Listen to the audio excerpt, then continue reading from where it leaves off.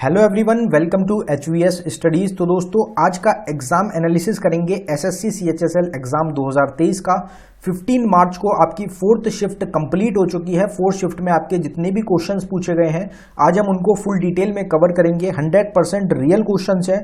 जो क्वेश्चंस आज की आपकी शिफ्ट में बने हैं उन्हीं क्वेश्चंस को आज हम इस वीडियो में कवर करेंगे। तो चलिए वीडियो को स्टार्ट करते हैं हमारे पहले क्वेश्चन से। तो आपसे क्वेश्चन पूछा गया है, unfinished a memoir is the autobiography of. तो अनफिनिश्ड अ मेमोर किसकी आत्मकथा है? तो इसमें हमारा करेक्ट आंसर था प्रियंका चोपड़ा। जो प्रियंका चोपड़ा रहेंगी बॉलीवुड एक्ट्रेस है, इनकी ऑटोबायोग्राफी है, इनकी आत्मकथा है अनफिनिश्ड अ मेमोर। अब यहाँ पे ऑटोबायोग्राफी जो टॉपिक रहता है उससे क्वेश्चन आपका बना है। तो ऑटोबायोग्राफीज की बात करेंगे। The test of my life autobiography है युवराज सिंह की। एन ऑटोबायोग्राफी जवाहरलाल नेहरू की ऑटोबायोग्राफी है। विंग्स ऑफ फायर है APJ अब्दुल कलाम की। Ace against on Sania Mirza की रहेगी। Playing it my way Sachin Tendulkar की है। A shot at history Abhinav Bindra की रहेगी। The race of my life Milkha Singh की है। सिक्स मशीन क्रिस गेल की है। कॉन्ट्रोवर्शियली योर्स शोएब अख्तर की रहेगी। 281 एंड बियॉन्ड VVS लक्ष्मण की है। अनफिनिश्ड अ मेमोर प्रियंका चोपड़ा की ऑटोबायोग्राफी है। बाकी ये जो टॉपिक रहेगा ऑटोबायोग्राफी का, इसकी सेपरेट वीडियो भी आपको चैनल पे मिल जाएगी। आपको टॉपिक्स की सेपरेट वीडियो कैसे देखनी है, तो हमारी एक प्लेलिस्ट है ऑल स्टैटिक जीके टॉपिक के नाम से, जिसका लिंक आपको डिस्क्रिप्शन में मिल जाएगा। उस प्लेलिस्ट में आपको हर एक टॉपिक की सेपरेट वीडियो मिल जाएगी। अगला क्वेश्चन देखते हैं हमारा। अगला क्वेश्चन फिर आपसे दो क्वेश्चन यहाँ पे अपॉइंटमेंट से रिलेटेड पूछे गए हैं। पहला जो है अपॉइंटमेंट का क्वेश्चन वो है हमारा, who is appointed as the new chief of NIA। तो NIA जिसको कि हम बोलते हैं नेशनल इन्वेस्टिगेशन एजेंसी के नए प्रमुख के रूप में किसे नियुक्त किया गया है? तो इसमें आपको दिनकर गुप्ता ऑप्शन में मिला था और यही आपका करेक्ट आंसर था। दिनकर गुप्ता जो हैं ये आपके चीफ रहेंगे नेशनल इन्वेस्टिगेशन एजेंसी के। एक दूसरा अपॉइंटमेंट से जो आपसे क्वेश्चन पूछा गया वो पूछा गया कि who is appointed as the chairman of CBDT central board of direct taxes. तो इसका जो 28 जून 2022 को अपॉइंटमेंट करी गई, तो किसको चेयरमैन चुना गया? तो इसमें आपका करेक्ट आंसर था नितिन गुप्ता। नितिन गुप्ता को चेयरमैन चुना गया CBDT का 28 जून 2022 को। यह आपसे क्वेश्चन आज की शिफ्ट में पूछा गया था। अब यहाँ ये जो हमारे क्वेश्चंस हैं ये प्रेजेंट हेड से रिलेटेड क्वेश्चंस हो जाते हैं। तो प्रेजेंट हेड्स की बात करते हैं। 50वें नंबर के चीफ जस्टिस हैं इंडिया के DY चंद्रचूड़। DRDO के चेयरमैन रहेंगे defence research and development organisation के समीर V कमात। सेक्रेटरी हैं प्रेसिडेंट आपकी द्रौपदी मुर्मू के राजेश वर्मा। पहली महिला डायरेक्टर जनरल CSIR की नालाथम्बी कलासेल्वी हैं। चेयरमैन और MD ऑयल इंडिया के रंजीत रथ रहेंगे। सेंट्रल विजिलेंस कमिश्नर हैं प्रेजेंट टाइम में प्रवीण कुमार श्रीवास्तव। इनसे पहले कौन थे? तो N पटेल जो थे वो आपके क्या थे? इनसे पहले CVC थे, सेंट्रल सुरेश N पटेल जो थे वो आपके सेंट्रल विजिलेंस कमिश्नर से इनसे पहले। अगर आपसे 2022 के पूछ लिए जाए तो उसमें वो आपके करेक्ट आंसर हो जाएगा। फिर हमारे high commissioner of India to Bangladesh कौन है? तो प्रणय कुमार वर्मा रहेंगे। वाइस प्रेसिडेंट कौन है इंडिया के? तो जगदीप धनकर हैं। Chief election commissioner Rajiv Kumar रहेंगे। इनसे पहले सुशील चंद्र रहेंगे 2022 में। नीति आयोग के वाइस चेयरमैन हैं सुमन बेरी। IRDAI के चेयरमैन आपके देवाशीष पांडा हो जाएंगे। तो ये जो टॉपिक है आपका, इसकी भी सेपरेट वीडियो आपको चैनल पे प्रोवाइडेड है, आप उसको भी देख सकते हैं। 2022 के जो आपके अपॉइंटमेंट वाली प्रेजेंट हेड की वीडियो रहेगी आप उसको देख लें, क्योंकि 2022 के आपसे क्वेश्चन पूछे जा रहे हैं इस टॉपिक से। अगला क्वेश्चन देखते हैं हमारा। अगले क्वेश्चन पे बढ़ने से पहले हम आपको बताना चाहते हैं कि 9 मार्च से लेके जो आपके 15 मार्च की शिफ्ट हुई है उसमें जो भी क्वेश्चन आपके पूछे गए हैं सभी क्वेश्चंस को कंपाइल करके एक ई-बुक तैयार करी गई है हमारे द्वारा, जो कि सिर्फ आपको 24 रुपीज में मिल रही है। और इसमें जो क्वेश्चंस होंगे वो सब आपको एक्स्ट्रा फैक्ट के साथ, मतलब जैसे अगर आपसे आर्टिकल का कोई क्वेश्चन पूछा गया तो उससे रिलेटेड जो और आर्टिकल्स हैं हमारे वो सारे आपको प्रोवाइड करा दिए गए। अगर आपसे ऑटोबायोग्राफी से कोई क्वेश्चन पूछा गया तो उसके सारे क्वेश्चंस आपको वही क्वेश्चन के बराबर में मिल जाएंगे। तो इस तरीके से क्वेश्चन के साथ आपको पूरा टॉपिक कवर करने की कोशिश की गई है। जो आपके मेन टॉपिक्स हैं जिनसे CHSL के एग्जाम्स में सबसे ज्यादा क्वेश्चन बन रहे हैं, तो रिपीट क्वेश्चंस आपको मिल जाएंगे इसमें। अगर आपके एग्जाम में 25 क्वेश्चन आते हैं तो आपको डिक्टो 20 क्वेश्चन ये जो ई बुक है इससे आपको मिल जाएंगे। जो लिंक है वो आपको डिस्क्रिप्शन में मिलेगा। अगर आप इंटरेस्टेड हैं तो डिस्क्रिप्शन में जाके आप इस ई बुक को बाय कर सकते हैं। पेमेंट करने के बाद अगर आपको फाइल डाउनलोड करने में कुछ भी इशू आता है तो नीचे हमारी जीमेल आईडी पे आप जरूर मेल करें। अगला क्वेश्चन देखते हैं, which is the highest peak of Tamil Nadu state. तो तमिलनाडु राज्य की सबसे ऊंची चोटी क्या है, यह आपसे क्वेश्चन आज पूछा गया था और इसमें हमारा करेक्ट आंसर डोडा बेटा था। डोडा बेटा जो है यह हाईएस्ट पीक है आपकी तमिलनाडु की। इंडिया की हाईएस्ट पीक क्या है, आपसे पिछली जो शिफ्ट हुई है, आज की तीनों शिफ्ट में से किसी शिफ्ट में पूछा गया था जिसमें कंचनजंगा आपका करेक्ट आंसर था। कंचनजंगा की हाइट भी आपसे पूछी जा चुकी है अभी पिछली एक शिफ्ट में, तो आपको हाइट जो है इनकी वो भी याद रखनी है। तो डोडा बेटा की हाइट है 2623 मीटर की, ये आपको पता होनी चाहिए। अब एक क्वेश्चन आपसे पूछा गया कि 11 year old Babur became the ruler of Fergana in which year. तो जब बाबर की उम्र 11 साल थी तो बाबर के द्वारा रूल किया गया था फरगाना पे, मतलब फरगाना का जो रूलर है वो बन गया था बाबर 11 साल की उम्र में। तो ये कौन से साल की बात है, तो 1494 इसमें आपका आंसर हो जाएगा। 1494 में बाबर को जो फरगाना की गद्दी है वो मिल गई थी। तो आपसे जो क्वेश्चन पूछा गया उसका आंसर आपका 1494 था। अब इंडिया में अगर बात करी जाए, मुगल एम्पायर जो रहेगा जिसको बाबर ने इस्टेब्लिश किया था इंडिया के अंदर, अगर उसकी बात करी जाए तो वो कौन सी बैटल के द्वारा आपका इस्टेब्लिश हुआ, तो मुगल एम्पायर को यहां पे कवर करेंगे। 1526 से आपका 1857 तक रहेगा मुगल एम्पायर। जो मुगल एम्पायर की जो नींव रखी गई थी वो फर्स्ट बैटल ऑफ पानीपत के थ्रू रखी गई थी।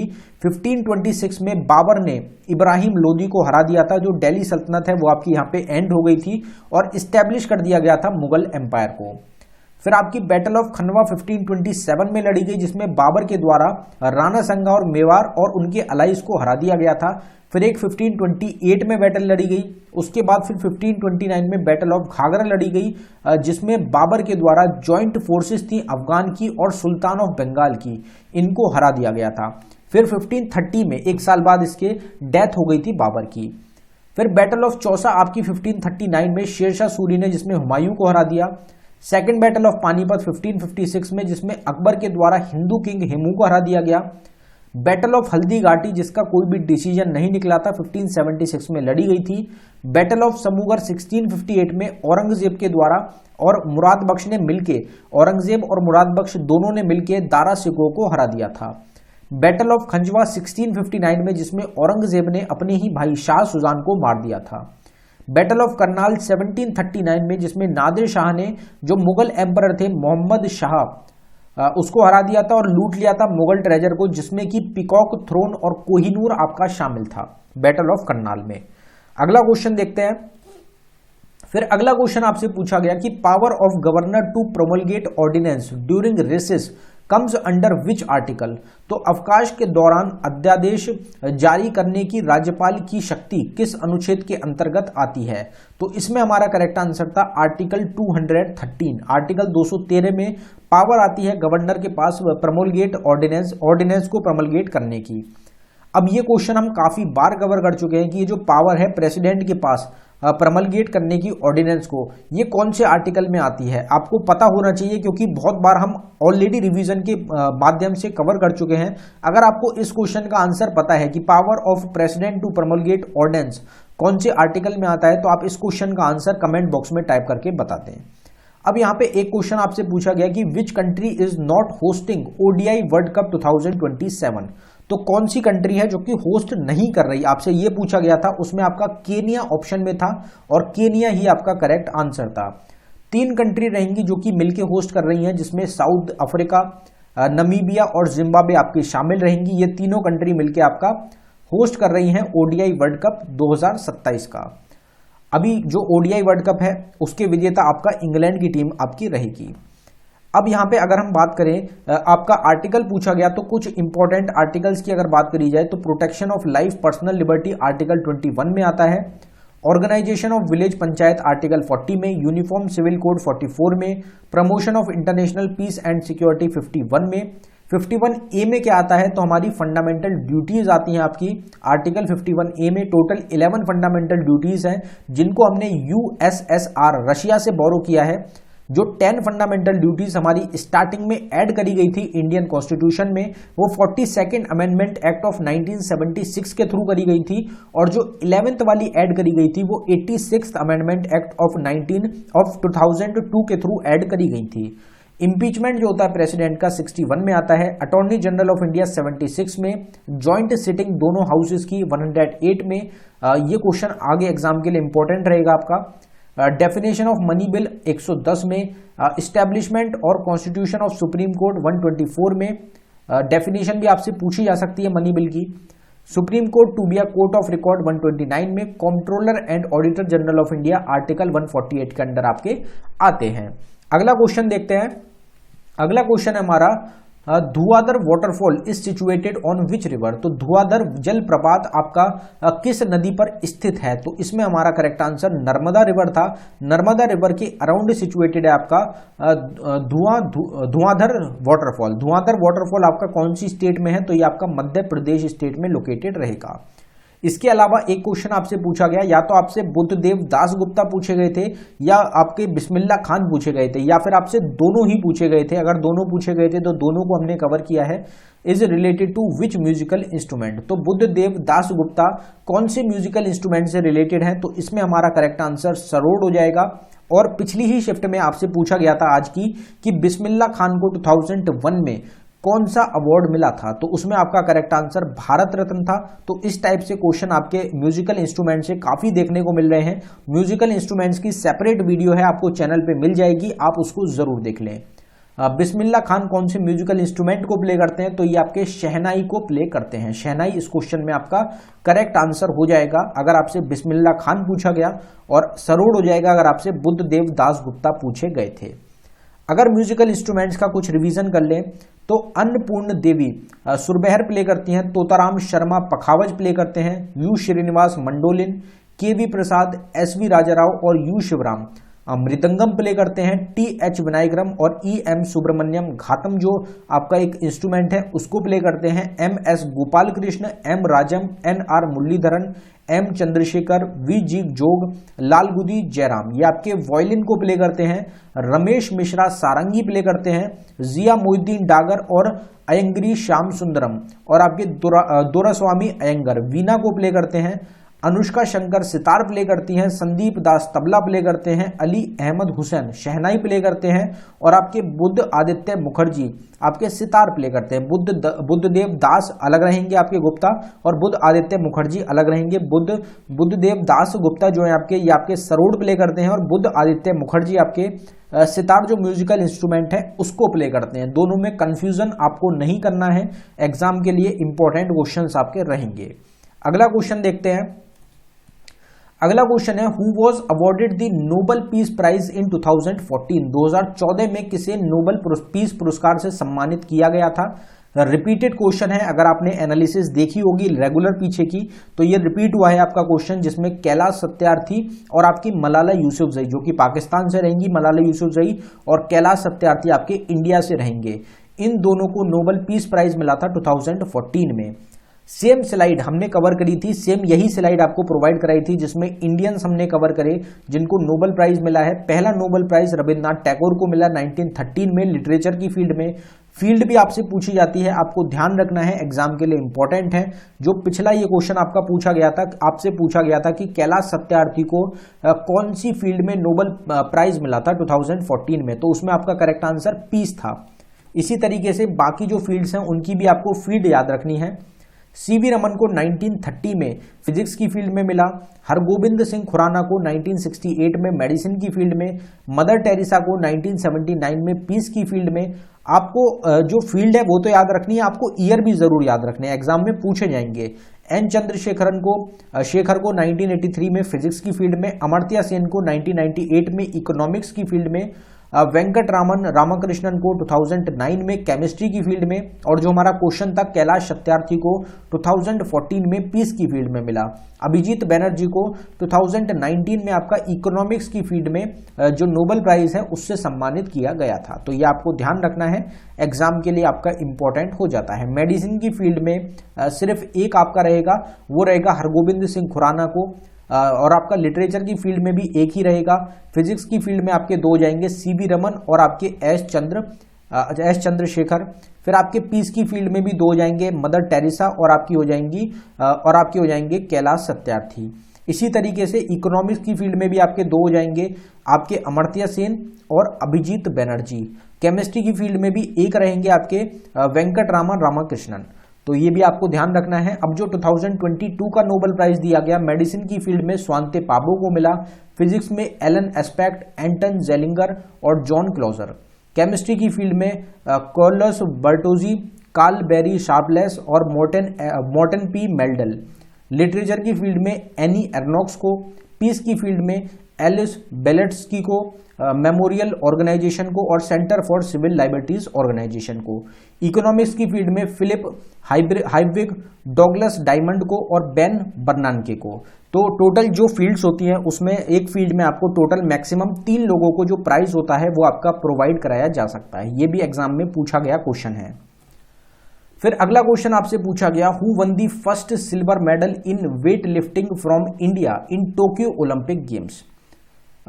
टोक्यो ओलंपिक आपसे पूछा गया, या सिर्फ आपको शायद ओलंपिक ही मिला था। तो ओलंपिक में जो पहला सिल्वर मेडल वेट लिफ्टिंग में मिला है वो किसको मिला है, तो मीराबाई चनू को मिला है। अगर आपसे पूछा जाता कि सिर्फ वेट लिफ्टिंग में जो पहला मेडल मिला है वो किसको मिला है, तो उसमें आपका कर्णम मल्लेश्वरी हो जाता। कर्णम मल्लेश्वरी ने ब्रॉन्ज मेडल दिलाया था भारत को 2000 सिडनी ओलंपिक गेम्स में। तो ये आपको ध्यान रखना है, दोनों ही वेट लिफ्टिंग से रिलेटेड हो जाएंगी। जो दूसरा मेडल भारत ने जीता है ओलंपिक में वेट लिफ्टिंग से, वो मीराबाई चनू ने दिलाया है। अभी तक सिर्फ ये 2 ही मेडल हैं वेट लिफ्टिंग में जो इंडिया ने आपके जीते हैं फीमेल में। तो ये एग्जाम के लिए इंपॉर्टेंट क्वेश्चन है, आप इस क्वेश्चन को जरूर कंफर्म करें कि ये क्वेश्चन सेम इसी तरीके से आपसे पूछा गया था या फिर लैंग्वेज कुछ और अलग थी। अगर टोक्यो की बात करी जाए तो टोक्यो और कॉमनवेल्थ गेम्स हर शिफ्ट में क्वेश्चन आपके बनते ही जा रहे हैं इन दोनों टॉपिक से। तो आपको जिनका एग्जाम अभी रह रहा है, आपको ये दोनों टॉपिक्स अच्छी तरीके से तैयार करने हैं। स्पोर्ट्स सबसे ज्यादा इंपॉर्टेंट टॉपिक रहा है, आप यकीन मानिए स्पोर्ट्स को आप जरूर अच्छी तरीके से बिल्कुल निचोड़ के आप तैयार कर लें। और स्पोर्ट्स की जो हमारी सेपरेट वीडियो है आप उसको भी देख सकते हैं। उसके अलावा भी आपको स्पोर्ट्स तैयार करना पड़ेगा, क्योंकि स्पोर्ट्स से क्वेश्चन बहुत ज्यादा आपके पूछे जा रहे हैं, डीप क्वेश्चन भी आ रहे हैं आपके ओलंपिक और कॉमनवेल्थ गेम से। अगर ओलंपिक की बात करी जाए तो पहली रैंक अमेरिका की रही, यूनाइटेड स्टेट्स ऑफ अमेरिका की। 113 मेडल इन्होंने जीते, 39 gold, 41 silver, 33 bronze. Second rank China की रही 88 मेडल्स के साथ, जिसमें 38 आपके गोल्ड रहेंगे, 32 सिल्वर और 18 ब्रॉन्ज। 48th रैंक पे इंडिया रहा 7 मेडल्स के साथ, जिसमें टोटल 1 गोल्ड है, 2 सिल्वर है और 4 ब्रॉन्ज है। ये टोटल हमारे लोग रहेंगे जिनको 7 पर्सन रहेंगे जिनको आपका मेडल मिला है।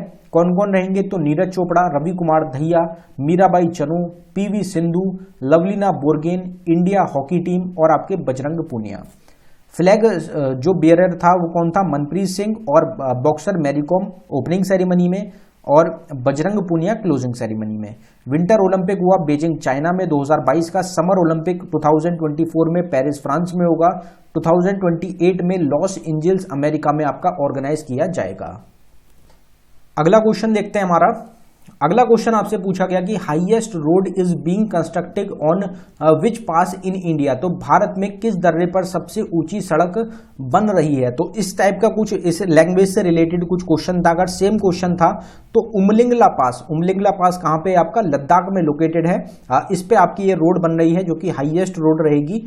अगर सेम आपसे यही क्वेश्चन पूछा गया था तो उमलिंगला पास आपका लद्दाख में है, जो कि सबसे बड़ी यूनियन टेरिटरी है इंडिया की।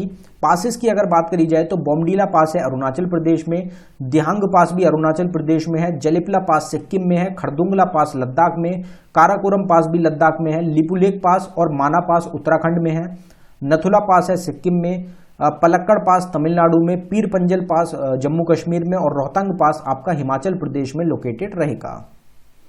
अगला क्वेश्चन देखते हैं हमारा। तो अगला क्वेश्चन है हमारा, which country one the most medals in Commonwealth games 2022। तो राष्ट्रमंडल खेल 2022 में किस देश ने सबसे अधिक पदक जीते हैं।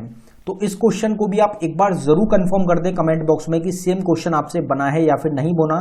तो इसमें आपका करेक्ट आंसर ऑस्ट्रेलिया हो जाएगा। जो हमारी ऑस्ट्रेलिया कंट्री है उनके द्वारा सबसे ज्यादा मेडल जीते गए आपके कॉमनवेल्थ गेम्स 2022 में। कॉमनवेल्थ गेम्स से बहुत ज्यादा क्वेश्चन बने हैं। कॉमनवेल्थ की अगर बात करी जाए तो पहले नंबर पे ऑस्ट्रेलिया रहा 178 मेडल्स के साथ, दूसरे नंबर पे इंग्लैंड रहा 176 मेडल्स के साथ। सिर्फ 2 मेडल का फर्क था आपका ऑस्ट्रेलिया और इंग्लैंड के बीच में। फोर्थ रैंक रही इंडिया की 61 मेडल्स के साथ, 22 गोल्ड, 16 सिल्वर और 23 ब्रॉन्ज। यहां से भी आपको कोई ना कोई क्वेश्चन आगे शिफ्ट में जरूर देखने को मिलने वाला है। गोल्ड जो जीते गए इंडिया के द्वारा उसके नाम, आपको इन लोगों के जो नाम हैं, टोटल 22 जो लोग हैं जिन्होंने गोल्ड जीते हैं, इनके नाम आप जरूर ध्यान रखें और इनकी आप फील्ड भी एक बार जरूर देख लें। नाम आप यहां देख सकते हैं, इन सबके आपको फील्ड भी जरूर देखनी है। फिर अगले जो होंगे 2026 में वो आपके विक्टोरिया ऑस्ट्रेलिया में ऑर्गेनाइज होने वाले हैं। तो ये था हमारी वीडियो का आखिरी क्वेश्चन। अगर आपको वीडियो पसंद आई हो वीडियो को लाइक करें। अगर आपने अभी तक चैनल को सब्सक्राइब नहीं किया है तो आप चैनल को जरूर सब्सक्राइब कर लें। धन्यवाद।